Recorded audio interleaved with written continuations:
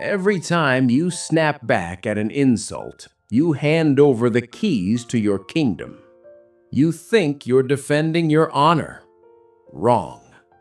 You're a puppet dancing on a wire of ego. They poke, you twitch. They bait, you bite. You are predictable. You are a resource to be harvested. You are losing because you cannot stay still. Let's look at the strings. Look at the person sitting across from you. If they can make your blood boil with a single well-placed sentence, who is really in charge? Most people believe social interactions are a dance of ideas or emotions. They are wrong. These interactions are a study in gravity. The question is never, what is being said? The question is always, who pulls and who is pulled? In the hidden hierarchy of every room, the one who reacts is the one who loses. When someone throws a barb your way, they aren't looking for a conversation. They are looking for a pulse. They are testing the structural integrity of your psychological vault. If you flinch, you failed the test. Imagine a leash. Every time you lose your temper, every time you feel that heat rise in your chest, you are effectively tightening the collar around your own neck. You might think your righteous anger shows strength or conviction. To an architect of human behavior, it shows a massive leak. It reveals that you are a machine with a known input and a guaranteed output. You have become a predictable variable. If I know that mentioning your past failures makes you defensive, I own your focus. If I know that questioning your status makes you aggressive, I can move you across the game board like a wooden pawn. Predictability is the absolute death of dominance. You cannot lead if you can be baited. Why do they do it? Because provocation is a high-yield, low-cost strategy.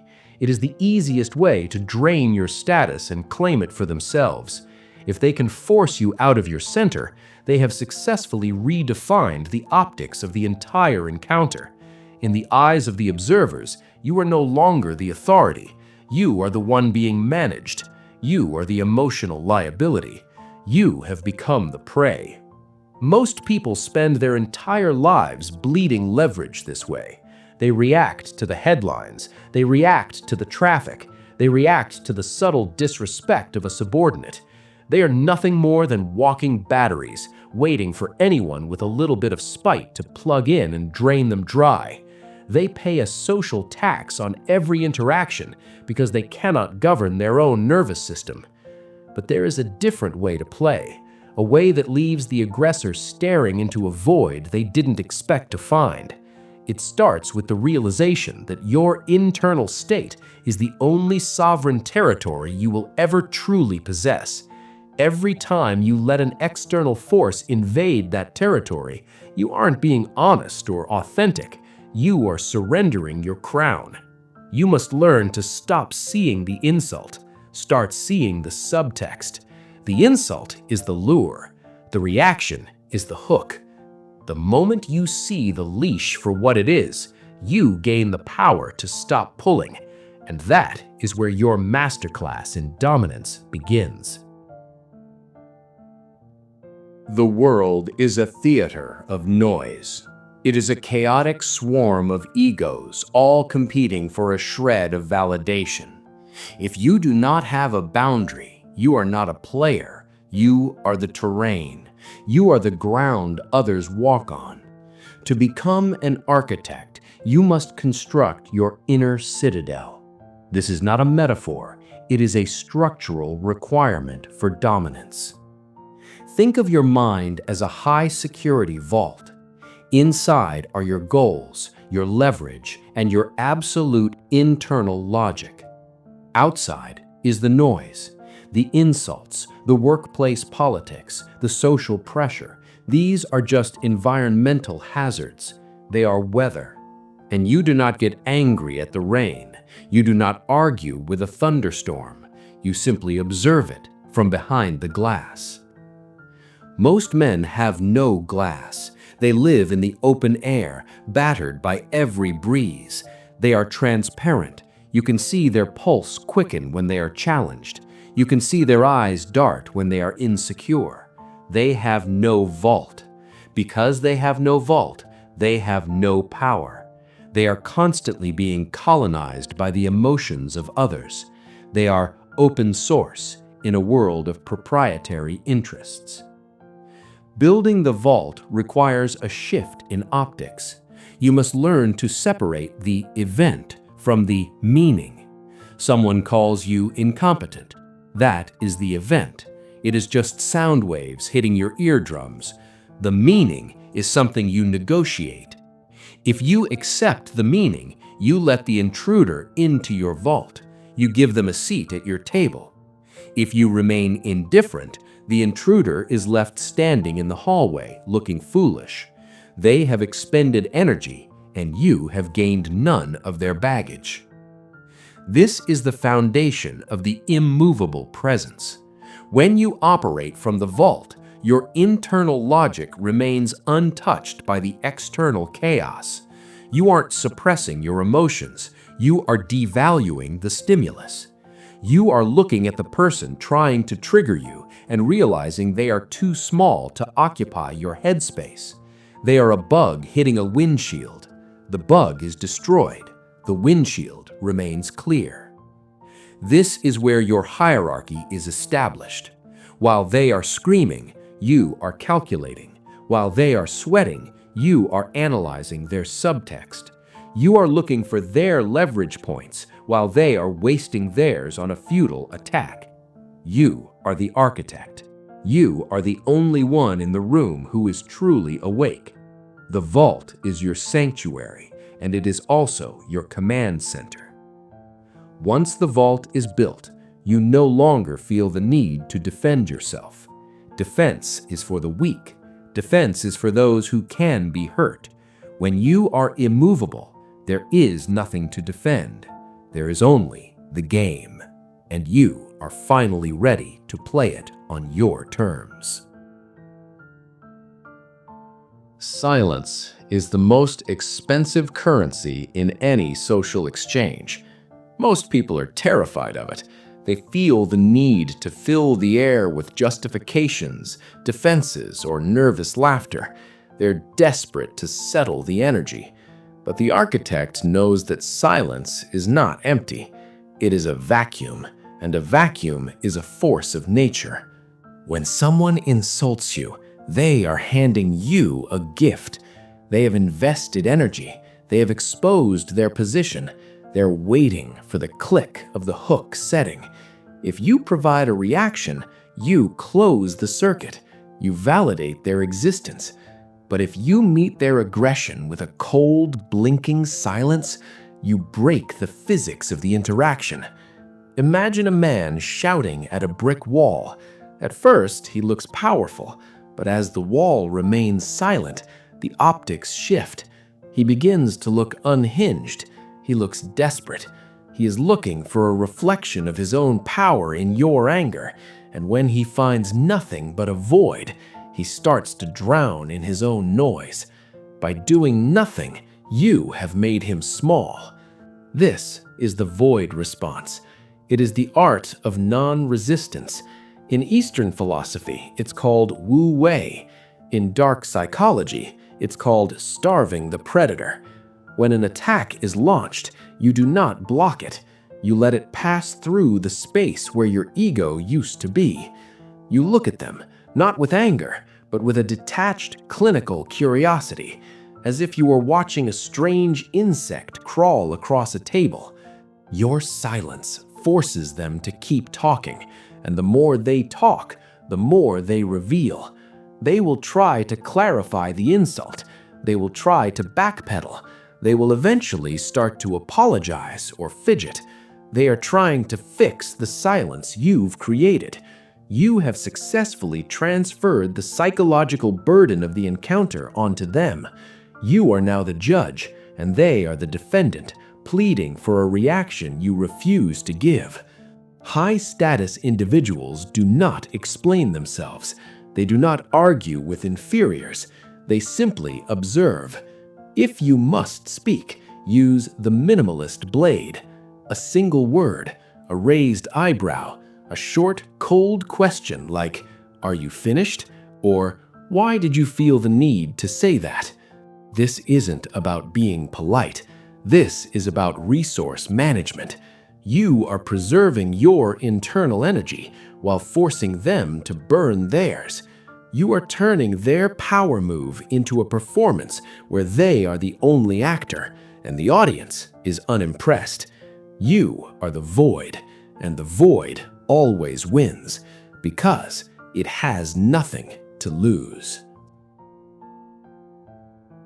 In the game of power, reality is not what happens, it is how what happens is framed. Most people are frame takers. They enter a room and unconsciously adopt the emotional temperature of the most dominant person there. If someone is angry, they get defensive. If someone is mocking, they get embarrassed. They are secondary characters in someone else's play. But the architect is a frame maker. You do not enter a reality, you project one. Control the optics, and you control the hierarchy. When an aggressor launches a verbal assault, they are attempting to impose a frame where you are the subordinate being disciplined. If you show even a flicker of agitation, a tightening of your jaw, a defensive shift in your posture, you have accepted their frame. You have effectively made them your superior. To master optics, you must cultivate the unflinching eye. In the glass vault, we don't look at the insult, we look at the impulse behind it. When someone tries to alpha you in a meeting or disrespect you in public, look at them with the detached gaze of a scientist observing a chemical reaction. Do not look away. Do not look angry. Look interested, as if their outburst is a fascinating data point in their own psychological decline. This is the ultimate reframe. You aren't being attacked, you're witnessing a performance of insecurity. By remaining still while they are kinetic, you are non-verbally communicating a devastating truth.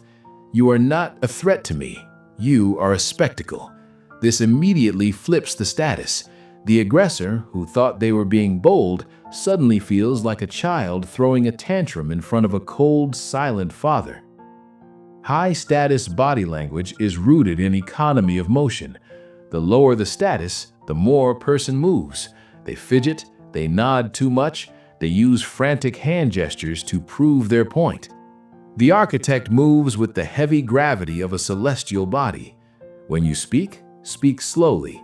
When you move your head, move it as if it has significant weight. This physical stillness is the visual manifestation of your inner citadel. It tells the world that nothing outside of your vault is significant enough to warrant a reaction. Remember, the person who cares the least has the most leverage. If you can make it look like their most intense effort to hurt you is barely worth your attention, you haven't just won the argument, you have dismantled their social standing.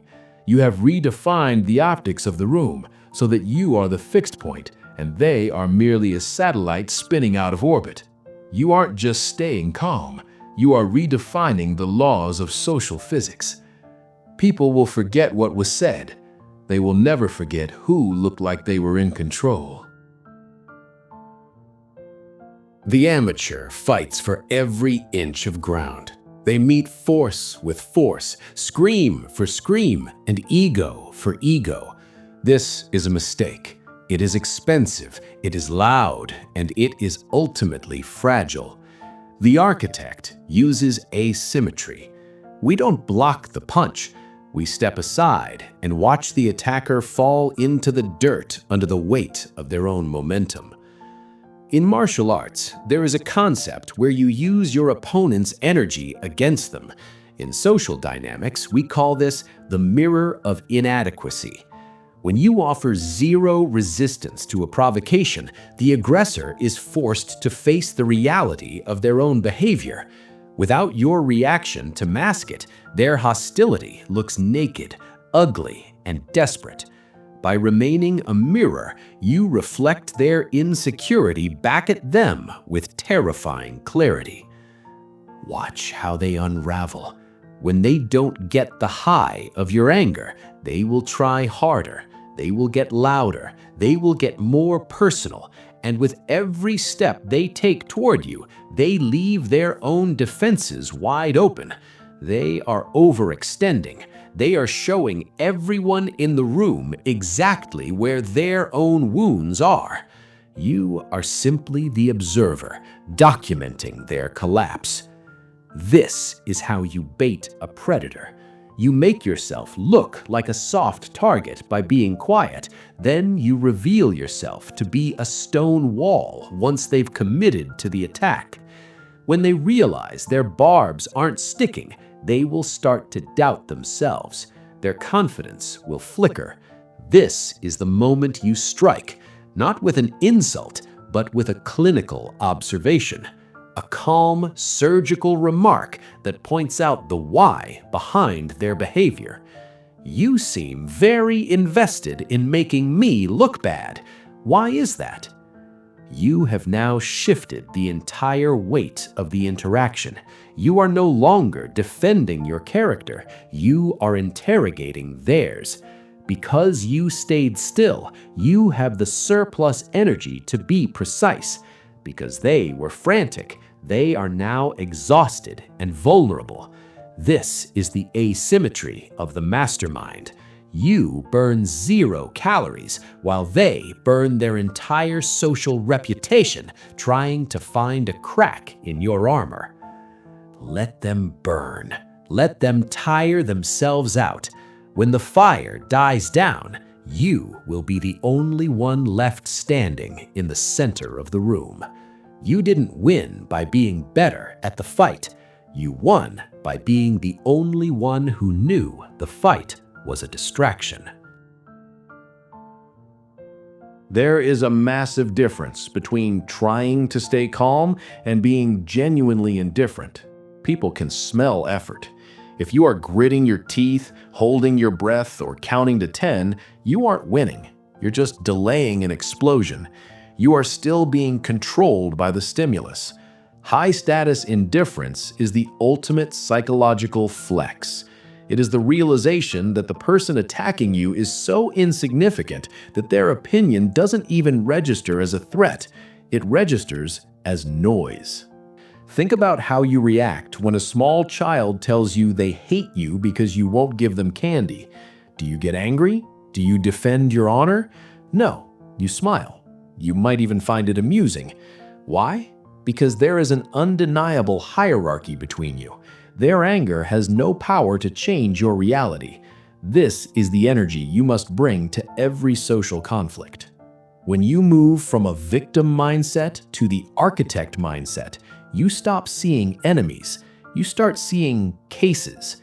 An insult from a colleague isn't an attack on your soul, it's a symptom of their stress or their fear of being replaced. A jab from a rival isn't a challenge, it's a confession of their own felt inferiority. When you look at the world through this lens, your calm isn't a mask, it is a natural byproduct of your superior position. Practice the bored gaze. When someone is trying to provoke you, let your eyes wander slightly, as if you've noticed a speck of dust on their shoulder. Check the time. Take a slow, deliberate sip of water. These microsignals communicate one thing: you are boring me. In the game of Machiavellianism, being hated is a form of respect. Being ignored is the ultimate execution. By being indifferent, you turn their power move into a comedy.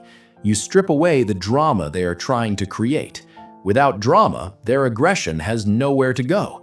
It just sits there, awkward and heavy in the middle of the room. You have effectively de-weaponized them. You are the immovable object, and they have just realized they aren't the irresistible force they thought they were. They wanted a war. You didn't even give them a glance. That is how you stay in the glass vault. That is how you maintain the Citadel. You came here looking for peace. I have given you a weapon. The Inner Citadel is not a place where you hide. It is the vantage point from which you rule. Most people spend their lives reacting to the shadows on the wall. They are terrified of the dark because they don't realize they are the ones holding the light or the knife. Wake up. Look at your hands. Are they trembling? If they are, it's because you are still attached to the outcome. You are still playing for approval. You are still hoping the world will be fair. The architect knows that fairness is a fairy tale told to keep the prey docile. The only thing that exists is the hierarchy. The only thing that matters is the frame. From this moment forward, you do not lose your temper. You do not get hurt. You do not defend. Those are the behaviors of the common. You are the board itself. Every move made by others is simply data. Every insult is a diagnostic. Every chaos is an opportunity to show the world that you cannot be moved. When you are the board, you cannot lose the game. You are the environment in which the game is played. Stop bleeding your energy into the void. The world wants your reaction because your reaction is their fuel. It validates their existence and diminishes yours. Starve them. When you control your response, you own the room. When you own the room, you own the future. This is the only hierarchy that matters, the one who reacts and the one who observes. The glass vault is sealed. The city below is still frantic, still desperate, still reacting to every spark and every shadow. But you are still. You are silent. You are the architect of your own internal empire. Now go out there and make them wonder why you're smiling.